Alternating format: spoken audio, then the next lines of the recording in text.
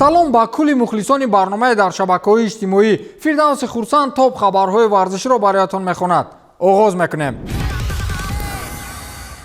барселона қариб 1.5 сол дар майдоне бозӣ кард ки барои мухлисон хатари ҷонӣ дошт. гап сари майдони пурҳашамати Камп Ноу меравад ки тӯли ин муддат дар ҳолати садамавӣ қарор дошт ва ин метавонист ба ҷони ҳазорҳо мухлис хавф эҷод намояд. вале хушбахтона дар замони хеле мушкил барои бошгоҳи каталонӣ ин воқеа ба миён наомад. президенти собиқи ин бошгоҳ Хосе Бартомеу аз ин мушкилоти майдон бохабар буд, вале ягон маротиба барои рафъи он кӯшишам накардааст. даста беш аз 20 бозии худро дар ин майдон дар ҳолати садамавӣ баргузор кард. ширкати таъмиру аз назаргузаронии майдонҳо бо дархости президенти феълии бошгоҳ Жоан Лапорта майдони хонагии дастаи Барселона Камп Ноуро аз назар гузарониданд ва дар он ҷо 127 номгӯи мушкилот ва ё мавзеъҳои таъмирталаб пайдо карданд ки аз ин 44 тааш барои мухлисони дигар одамони вориди майдон шуда хатарҳои ҷиддӣ дошт ва он метавонист таваккали бузургеро ба ҷони одамон оварад. Хосе Бартомеу аллакай соли 2019 аз ин мушкилиҳои майдон бохабар буд, вале ба иттилоъе ӯ аз таъмири майдон гузар кард. акнун бошгоҳро мебояд бо харҷи маблағҳои калон ки шумораи дақиқи онро ҳоло ширкати сохтмонӣ пешниҳод накардааст, вале гуфта мешавад ки бо ҳисоби тахмин миллионҳо евро масраф мегардад. ана инро мардуми мо мегӯянд камбағалро дар болои шутур саг газидааст. александр Усик, боксчии машҳури украинӣ ки чанде пеш бо шикасти Энтони Ҷошуаи бритониёӣ якбора 4 камарбанди чемпионии ташкилотҳои мухталифу машҳури ҷаҳониро соҳиб гашт, ҳамакнун дар радабандӣ ё худ рейтинги зуртарин боксчиҳои дунёӣ мақоми панҷумро соҳиб гашт ки то ин дам дар мавқеи нуҳум буд. пойгоҳи хабарии машҳури ESPN радабандии боксчиҳоро аз нав тартиб дод ва дар ин радабандӣ ҳамакнун ба қавле навигариҳо дида мешавад.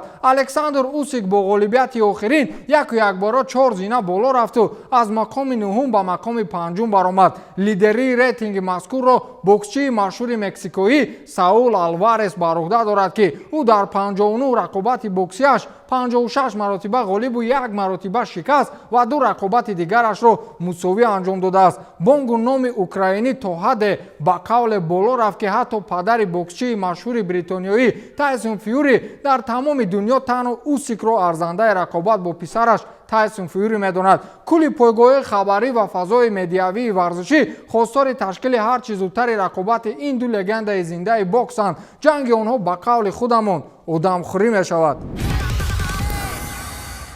Дидие Дрогбаи Дастонро ба майдони футбол баргардониданд, вале мухлисони ташнаи бозиҳои футболбози Дастон танҳо як маротибаи дигар шонс доштанд ки бозиҳои ӯро бубинанд. собиқ футболбози дастаҳои Марсел ва Челси дар як вохӯрии хайриявӣ ва ёрафиқона бо ҳайати дастаи Марсел муқобили дастаи аз созмони байналмилалии ЮНИСЕФ ба майдон баромад ва якбора 3 гол зад. ҳамаи голҳо арзандаи тамошо буданд ва ин моро ба замонҳои на он қадар дуру зебои ҷилваҳои Дрогба дар майдонҳои сабз бурд. голи аввали худро ӯ аз партофти Эрик Абидал ба ҳадаф расонид. ҳимоятгари муқобил дар як ҳолат назди Дрогба ба қавле дасту пой хӯрда шуд ва Дрогба аз ин истифода бурда тӯбро вориди тури дарвоза сохт. голи дуюми Дрогба дар ҳолате зада шуд ки тӯб дар дохили ҷаримагоҳи ҳариф буд ва аз як фурсат зарбаи хеле зебоеро ҷониби дарвоза равон сохт ки натиҷааш гол шуд. голи сеюм низ бо услуби голи дуюм вале ба кунҷи дигари дарвоза равон шуд. ҳисоби умумии бозӣ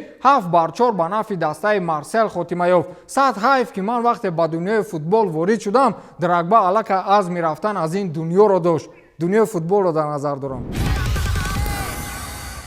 Жорже Мендеш, агенти Криштиану Роналду, гуфт ки мизоҷи ӯ арзандаи тӯби тиллоӣ аст ва бояд ин ҷоизаро маҳз Криштиану бигирад. барои чӣ? ҳоло суханони ӯро бароятон мегӯям. ӯ гуфтааст ки омори Роналду худ исботи он аст ки чаро бояд Криштиану ин ҷоизаро бигирад. 115 гол задан дар бозиҳои мунтахабӣ боис шуд то Роналду рекорди таърихи футболро нав созад. ӯ ҳамчунин рекорди 15-соларо тағйир дод ки ӯро беҳтарин нишонзани футбол ном бубаранд. ин дастовардҳои бузург метавонанд барои ҷоизаро соҳиб шудани Роналду нақш бозӣ кунанд. Криштиану фаъолии худро идома медиҳад то футболбози беҳтарини давру замон боқӣ бимонад. бале ин ҷоизаи инфиродӣ аст. ولی فراموش نمیکنیم که رونالدو بهترین فوتبالباز سری آ و بهترین نشانزن چمپیونات اروپا 2020 بود. او رکوردمن اوید با گلزنی در لیگ چمپیونها و یگانه بازیگر چمپیون در 3 چمپیونات‌های بزرگ اروپایی میباشد. از این رو من امید دارم که نام رونالدو همچون یکی از نامزدهای اساسی گیرنده توپ طلایی امسال نوشته می شود، گفته است جورج مندش. من باوری دارم که اگر جایزه توپ طلایی را تنها طریق آوازدهی مخلصان میکردند، پس رونالدو شانس داشت که توپ طلایی بگیرد. ولی افسوس برای مخلصان او که آنجا چندین کارشناسان و ژورنالیستان ساحه ورزش جمع شده توپ طلایی را به مسی میدهند.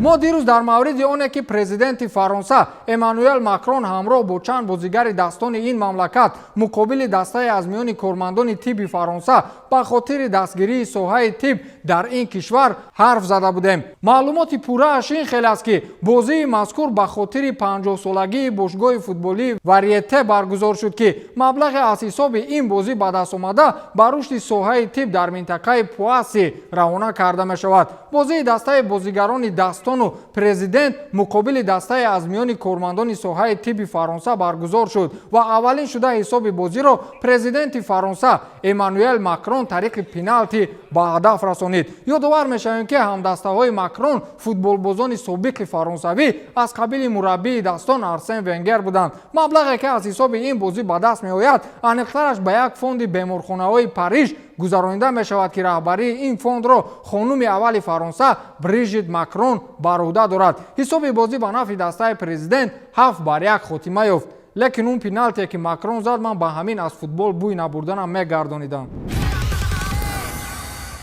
دوانده مشهور کشور کنیا اگنس تیروپ یک روز پیش از جانب شوهر خود کشته شد. پلیس که به تحقیق این جنایت شروع کرده بود گفت که رشک سبب شده است که این فاجعه مرگبار رخ دهد. گفته می شود که قاتل را در جای حادثه بازداشت کردن غیر امکان بود، چرا که او بعد این حادثه فورا فرار نموده است. شوهر مرحوم پس از جنایت به پدر و مادر همسرش زنگ زده گریه کرد و اعتراف کرد که دختر آنها را کار زده است. با وجود این او به پلیس تسلیم شدنی نبود و گریختن میخواست که از جانب کارمندان پلیس بازداشت شد. تیروپ یکی از مشهورترین دوندگان کراس کنیا میباشد. در سال 2015 و جوانترین قهرمان جهان شد و اخیرا در ماه سپتامبر این ورزشگر در مسافت 10 کیلومتر در شهرو به نتیجه 30 دقیقه رکورد جهانی را شکست. با همین تمام، تا دیدار، خیر.